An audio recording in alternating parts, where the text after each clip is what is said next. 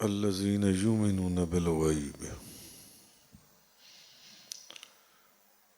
ويقيمون الصلاة ومما رزقناهم ينفقون الذين يؤمنون بالغیب جو غیب پر ایمان لاتی ہیں وَيُقِيمُونَ الصَّلَاةَ اور نماز کو قائم رکھتی ہیں اور نماز کو قائم رکھتی ہیں۔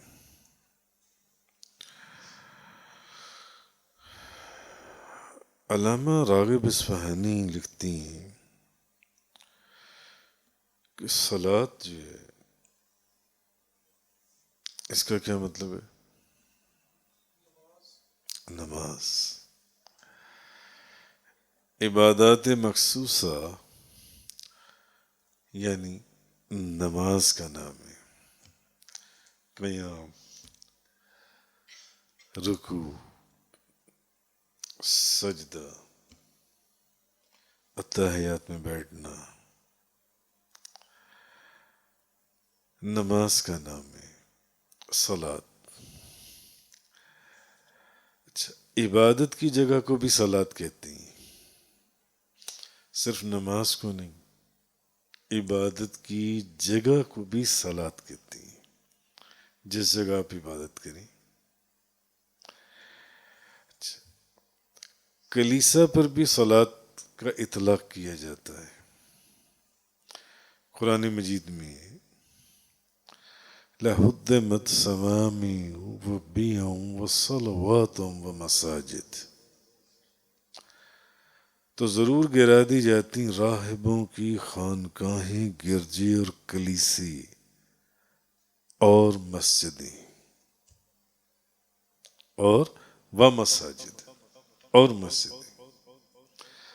تو خانقاہ کو بھی صلاۃ کہا جاتا ہے، گرجے، گرجا گھر، کلیسا، مسجد کو بھی صلاۃ کہا جاتا ہے، اور نماز کو بھی صلاۃ کہا جاتا ہے۔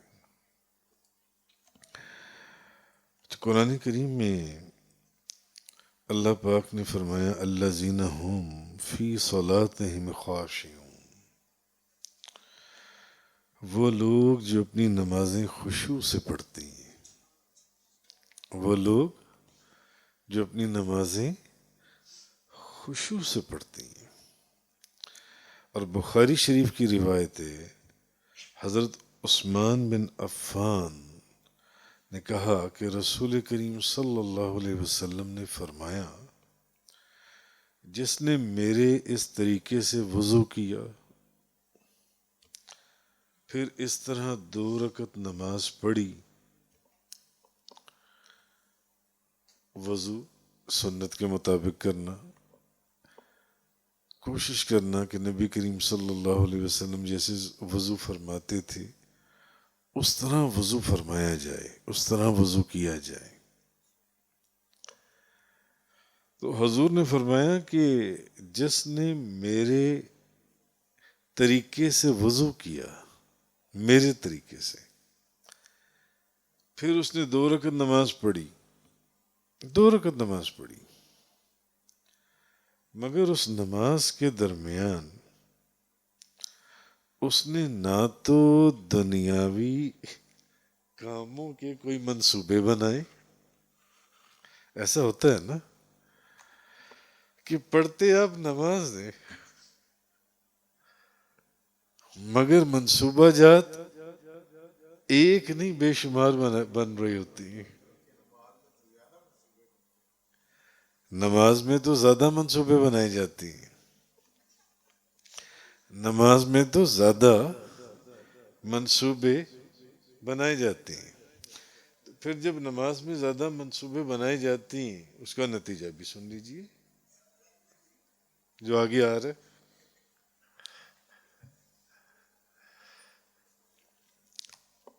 تو حضرت عثمان بن عفان رضی اللہ تعالیٰ عنہ کہ رسول کریم صلی اللہ علیہ وسلم نے فرمایا، جس نے میرے طریقے سے وضو کیا پھر 2 رکعت نماز پڑھی، مگر نماز ایسی پڑھی کہ دنیاوی کاموں کے نہ تو اس نے کوئی منصوبے بنائے. ایسا ہوتا ہے یا نہیں ہوتا بتائیں؟ جب نماز پڑھ لی ہوتی ہیں طرح طرح کی ذہن میں پلاننگز چل رہی ہوتی ہیں، پروگرامنگز ہو رہی ہوتی ہیں. کسی کو ٹائم دیا جا رہا ہوتا ہے، کسی سے ٹائم لیا جا رہا ہوتا ہے، بلکہ دو چار دن پورے سال کے منصوبے بنائے جا رہے ہوتے ہیں، آئندہ سال کے بھی منصوبے بن رہے ہوتے ہیں. ہوتا ہے ایسے؟ اگلے سال میں نے اپنے بچے کی شادی کرنی ہے، ہوتا ہے یا نہیں؟ اس کا انتظام کرنا ہے. کئی سالوں کے منصوبے بنائے جا رہے ہوتے ہیں. نماز وہ جو نبی کریم صلی اللہ علیہ وسلم نے فرمایا، جس نے میرے طریقے سے وضو کیا پھر 2 رکعت نماز پڑھی، مگر نماز ایسی پڑھی کہ اس میں کوئی دنیاوی منصوبے نہیں بنائے اور نہ کوئی اس طرح کی دنیاوی اس نے سوچ بچار کی. تو جس نے اس طرح نماز پڑھی اس کے پچھلے سارے گناہ بخش دیے جائیں گے. اس کے پچھلے گناہ بخشے جائیں گے. اس کے کس کے؟ جس نے کوئی سوچ بچار نہیں کی، کوئی دنیاوی منصوبے نہیں بنائے، اس کے پچھلے گناہ بخش دیے جائیں گے اور سارے گناہ بخش دیے جائیں گے. حضرت انس رضی اللہ تعالیٰ عنہ، یہ بھی بخاری شریف کی حدیث مبارک ہے. کیوں؟ نماز اتنی مبارک چیز ہے، اتنی مبارک چیز، کمال. حضرت انس رضی اللہ تعالی عنہ بیان کرتی ہیں کہ نبی کریم صلی اللہ علیہ وسلم نے فرمایا، بے شک تم میں سے کوئی شخص نماز پڑھتا ہے تو پتہ ہے وہ کس کیفیت میں ہوتا ہے؟ جب تم میں سے کوئی شخص نماز پڑھتا ہے تو وہ کس کیفیت میں ہوتا ہے؟ یعنی کہ وہ اپنے رب سے چپ کے ہم کلام ہوتا ہے. وہ اپنے رب سے چپ کے باتیں کر رہا ہوتا ہے. کسی شخص نے امام اعظم ابو حنیفہ سے پوچھا کہ میں چاہتا ہوں کہ خدا مجھ سے باتیں کرے. اگر تم یہ چاہتے ہو کہ خدا تم سے باتیں کرے تو پھر تم قرآن پڑھا کرو.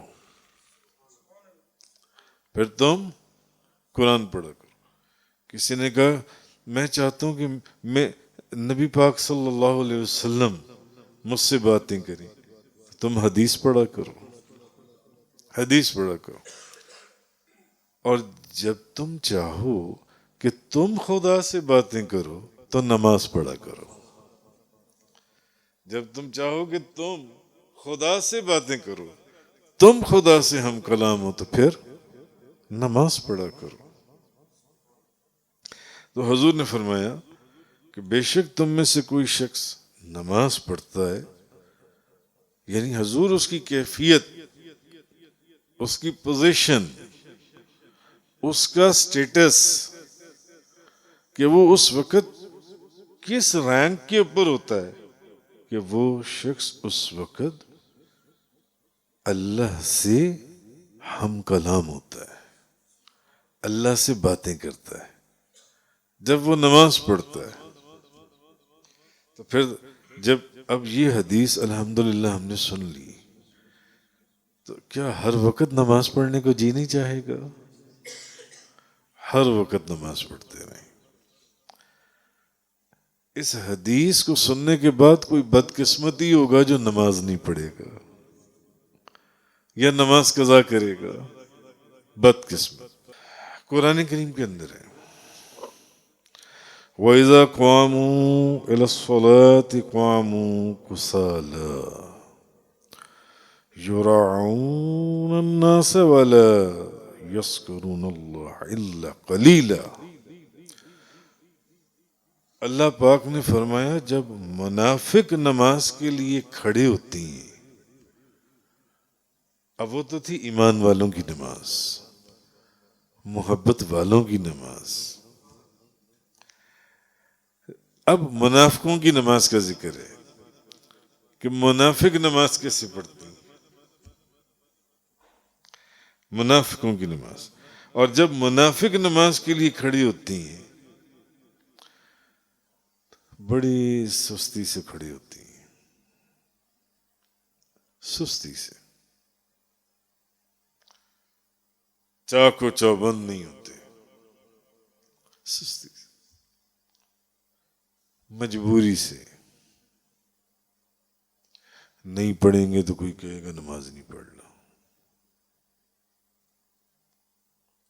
نماز پڑھ لو. ایسی حالت میں جب بندہ نماز پڑھتا ہے تو کیا دل جمی سے نماز پڑھتا ہے؟ کیسے پڑھتا ہے؟ ویسے ہی پڑھتا ہے، اوپر سے گزر جاتی ہے، اوپر سے گزر جاتی ہے. تو حضور نے فرمایا جب منافق نماز کے لیے کھڑی ہوتی ہیں تو سستی سے کھڑی ہوتی ہیں، یعنی محض لوگوں کو دکھانے کے لیے، لوگوں کو دکھانے کے لیے. اور صرف کیوں؟ ایک تو یہ کہ دنیاوی منصوبے بنا رہی ہوتی ہیں، دنیاوی منصوبے. تو جب دنیاوی منصوبے بنائیں گے اور لوگوں کو دکھانے کے لیے کھڑے ہوں گے تو کیا اس میں پورا اللہ کا ذکر کریں گے؟ بڑا تھوڑا سا اللہ کی طرف توجہ چلی گئی نہیں تو سلام کی آواز آئے گی السلام علیکم ورحمۃ اللہ، السلام علیکم ورحمۃ اللہ، سلام پھیر دیں گے. نماز میں تو وہ تھے ہی نہیں، توجہ ان کی کہیں اور تھی.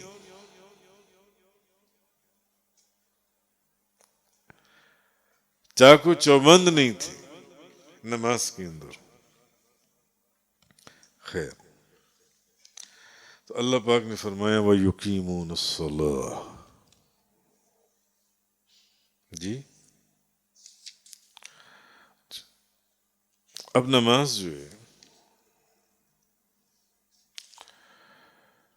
نبی کریم صلی اللہ علیہ وسلم بعثت سے پہلے کسی مخصوص نبی کی شریعت پر عمل نہیں کرتے تھے، بلکہ حضرت ابراہیم علیہ السلام یا کسی اور نبی کی شریعت میں سے جو چیز آپ کے کشف یا اجتہاد کے مطابق ہوتی تھی آپ اس پر عمل کرتے تھے. اور احادیث مبارکہ میں کہ آپ غار حرا میں جا کر عبادت کرتے تھے بعثت سے پہلے. پھر جب نمازیں فرض ہو گئیں، اعلان نبوت ہو گیا، پھر کیفیات تبدیل ہو گئیں. تو غار حرا میں آپ کی عبادت کئی طرح کی تھی، مثلا خلوت، لوگوں سے تخلیہ، تنہائی، تاکہ اللہ کی طرف ایک میڈیٹیشن، کانسنٹریشن اللہ کی طرف جنسی ہے، غور و فکر، توجہ. اور بعض مفسرین نے لکھا کہ غار حرا میں آپ کی عبادت صرف فکر کرنا تھی، غور و خوض کرنا اللہ کی ذات میں، اللہ کی نشانیوں میں. حضرت زید بن حارثہ رضی اللہ تعالیٰ عنہ بیان کرتے ہیں کہ جب نبی کریم صلی اللہ علیہ وسلم آپ پر پہلی وحی نازل ہوئی تو جبریل علیہ السلام آئے اور آپ کو وضو کی تعلیم دی. اور حضرت جبریل وضو کرتے تھے اور نبی کریم صلی اللہ علیہ وسلم ان کو وضو کرتے ہوئے دیکھتے تھے. حضرت جبریل وضو کر رہے تھے، حضور ان کو وضو کرتے ہوئے دیکھتے رہے. پھر نبی پاک صلی اللہ علیہ وسلم نے اسی طرح وضو کیا. پھر جبریل علیہ السلام نے کھڑی ہو کر نماز پڑھی اور نبی پاک صلی اللہ علیہ وسلم نے ان کی اقتدا میں نماز پڑھی. حضرت زید بن حارثہ رضی اللہ تعالیٰ عنہ. اس طرح پہلی وحی کے ساتھ جیسے ہی پہلی وحی نازل ہوئی نماز کی ابتدا ہو گئی، نماز شروع ہو گئی. حافظ ابن حجر اسقلانی آپ لکھتے ہیں کہ شب معراج سے پہلے صرف ایک نماز فرض تھی، اور وہ کون سی نماز تھی؟ تہجد کی نماز. اور وہ رات کی نماز تھی جو فرض تھی جی، اور اس میں کوئی حد نہیں تھی، رات کی نماز. اللہ پاک نے فرمایا یا ایھا المزمل قم اللیل الا قلیلا، اے چادر لپیٹنے والے رات کو نماز میں قیام کریں مگر تھوڑی رات، آدھی رات یا اس سے کچھ کم کر دیں یا تھوڑی سی بڑھا دیں، اور ٹھہر ٹھہر کر قرآن پڑھیں. تو اس سے ثابت ہوا کہ پہلے رات کی نماز فرض تھی، یا اس سے ہمیں یہ معلوم ہوا کہ پہلے رات کی نماز فرض تھی.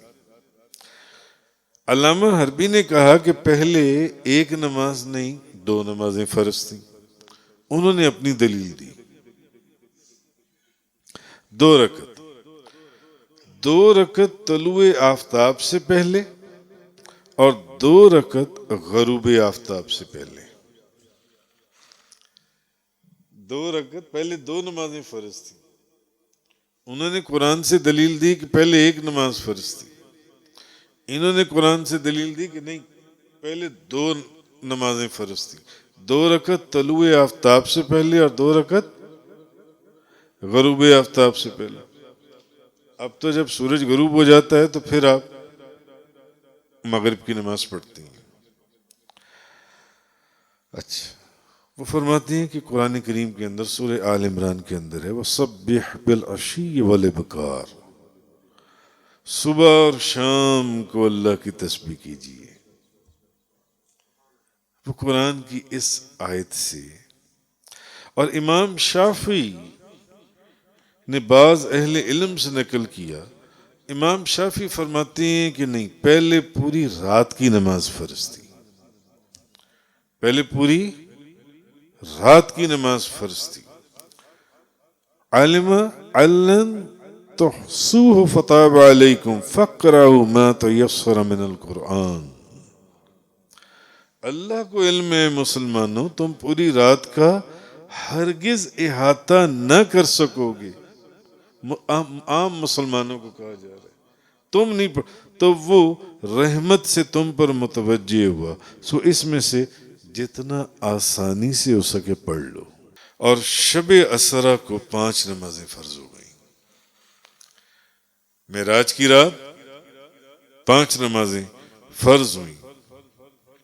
تو اس وقت رات کے حصے کی، رات کا جو ایک حصہ نماز کے لیے فرض کیا گیا تھا، اس کی فرضیت جنسی ہے وہ منسوخ ہو گئی. تفسیر قرآن کا یہ لیکچر انگلش میں سننے کے لیے براہ کرم ڈسکرپشن میں موجود لنک پر کلک کریں.